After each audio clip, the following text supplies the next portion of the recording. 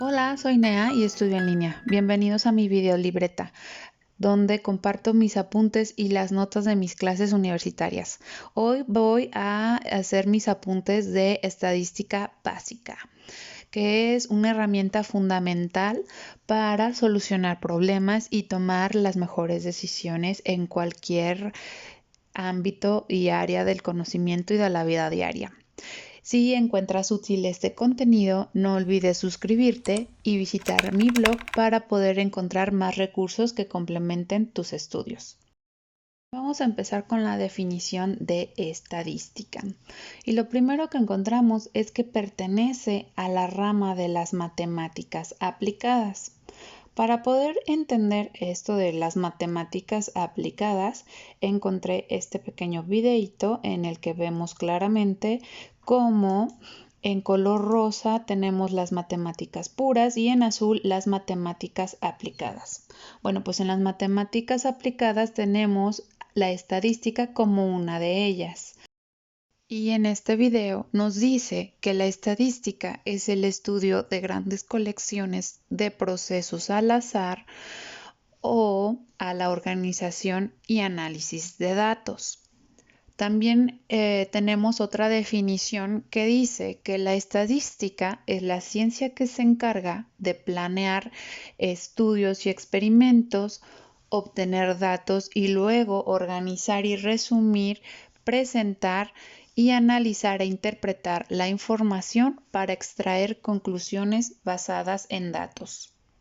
Prácticamente la estadística es como una guía que sigue pasos claros para ayudarnos a solucionar problemas o contestar preguntas o incluso ayudarnos a elegir, a tomar la mejor decisión.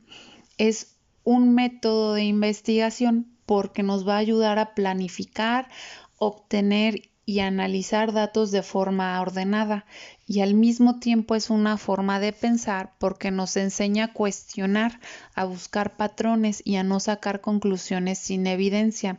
Entonces, tanto el método de investigación como forma de pensar van a ser dos conceptos que vamos a necesitar tener en mente a la hora de ver el proceso estadístico.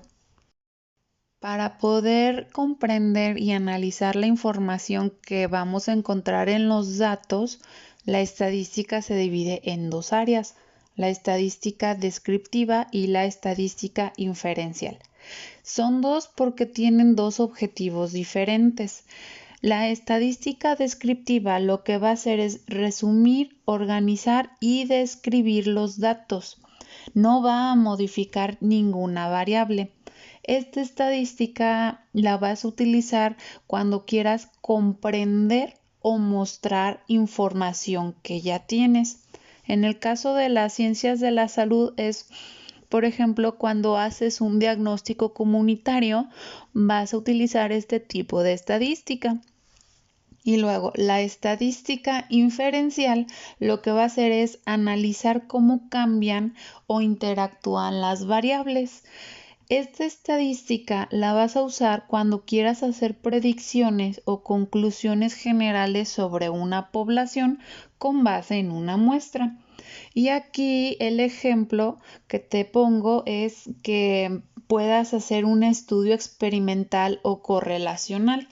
Entonces, si te fijas, las dos tipos de estadísticas van a comenzar con el análisis de los datos disponibles y dependiendo del objetivo es el tratamiento estadístico que se les va a dar, ya sea para poder describir una situación o para poder explorar causas o efectos como lo haría la estadística inferencial.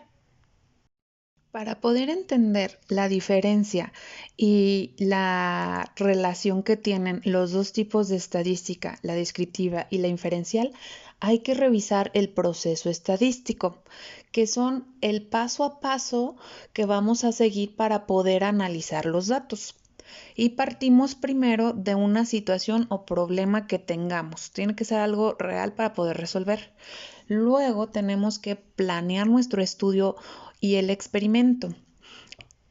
A partir de este plan de estudio nosotros vamos a recolectar, obtener o recopilar datos que después se van a clasificar, a organizar y aquí los vamos a describir para después también tabularlos, resumirlos, presentarlos y luego analizarlos e interpretarlos para poder obtener información al final que nos va a ayudar a resolver nuestra situación o problema o tomar mejores decisiones. El proceso estadístico comienza con una situación o problema porque la estadística no resuelve preguntas solo aplicando las fórmulas o realizando cálculos.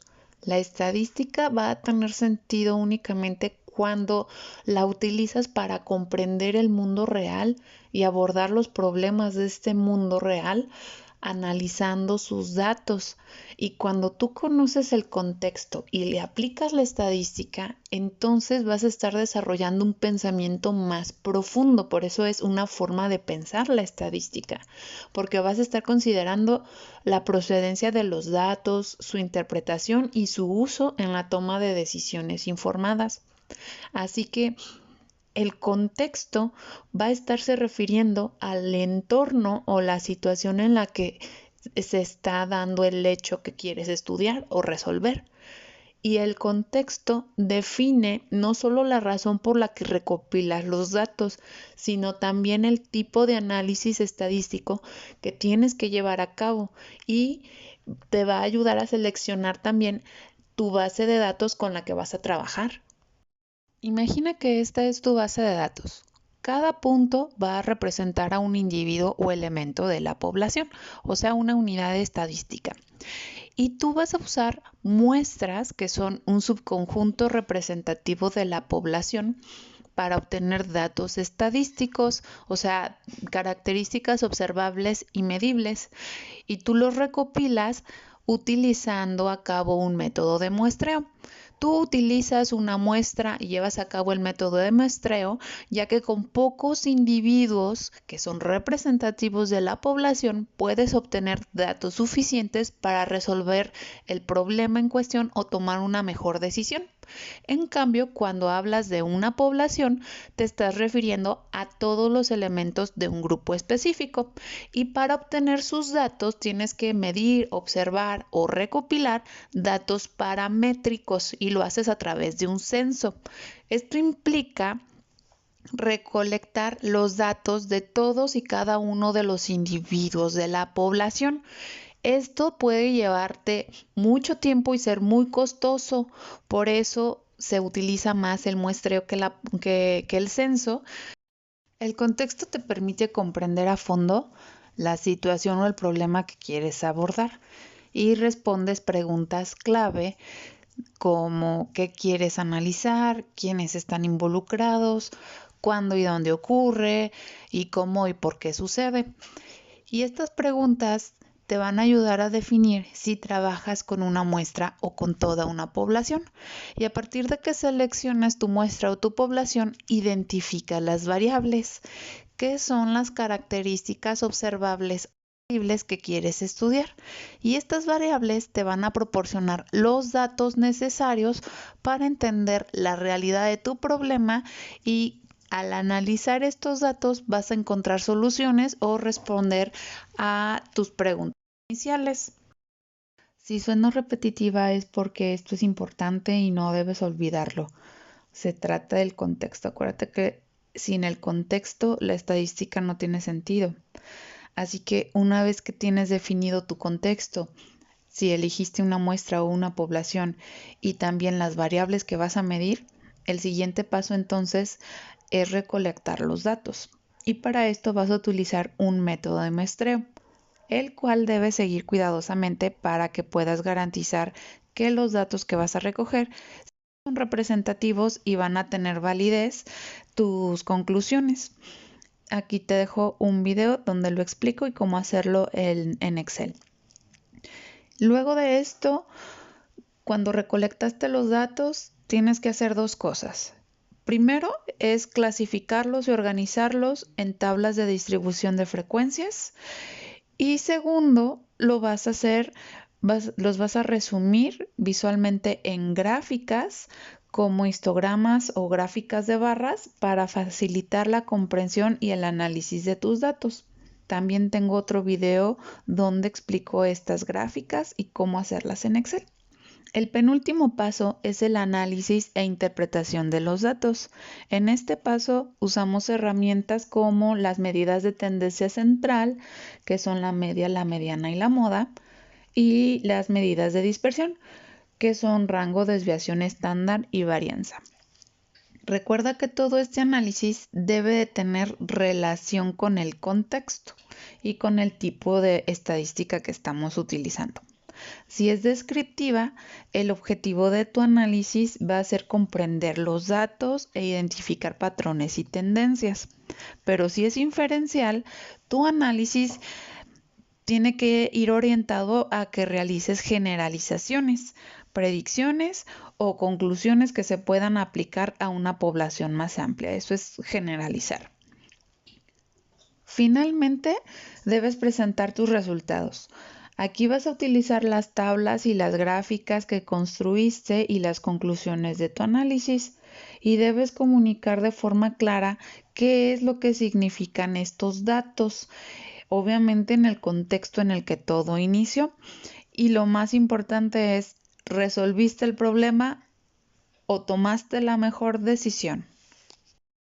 Los datos son el corazón de la estadística, tal cual se definen como la información recolectada o los valores que se obtienen para cada variable, y sin ellos no hay nada que analizar, ni interpretar o concluir. Pero por sí solos no te van a decir nada.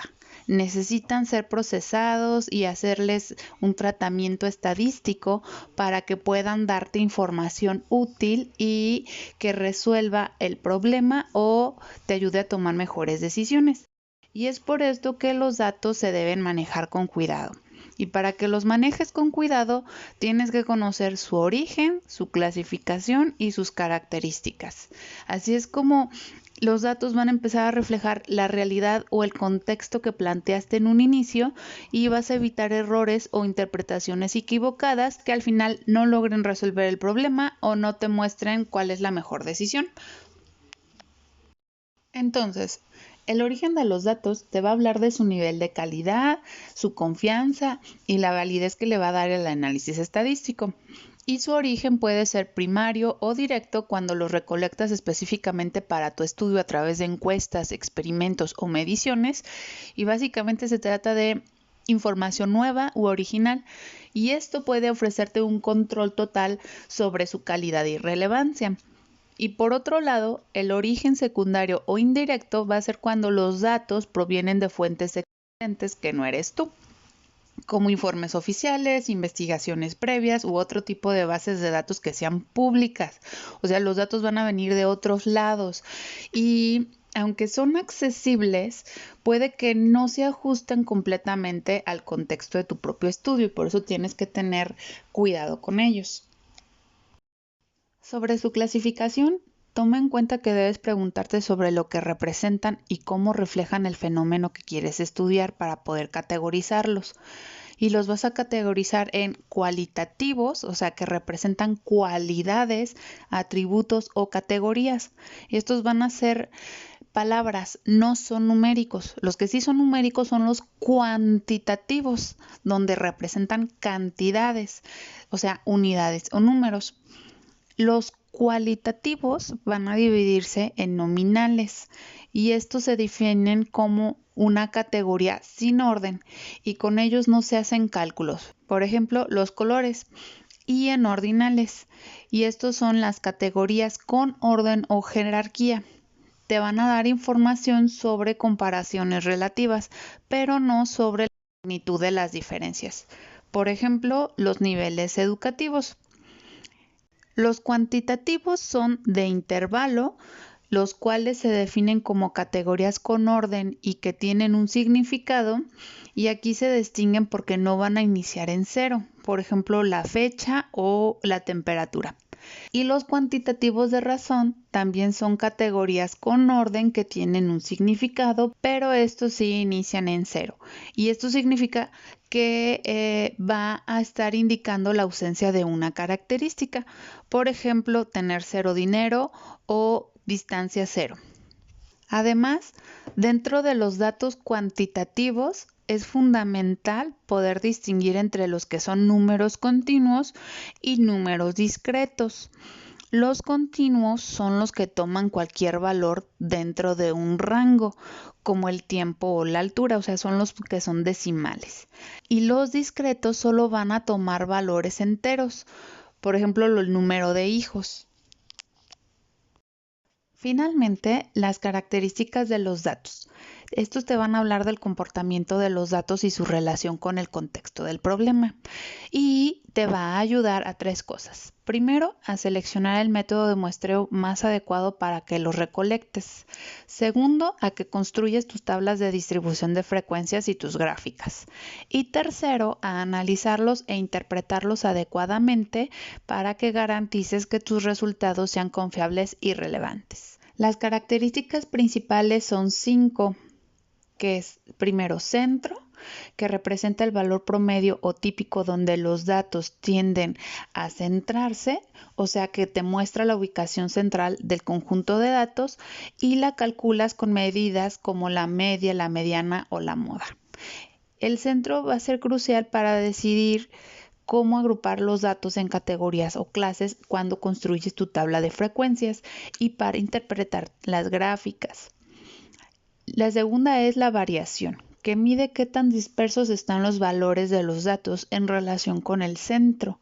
Una alta variación significa que los datos están muy dispersos, mientras que una baja variación te va a indicar que los datos están agrupados cerca del centro. Y tú la necesitas para poder determinar el rango de los datos y definir los intervalos adecuados cuando construyas tus tablas de frecuencias y también para interpretar la forma de las gráficas.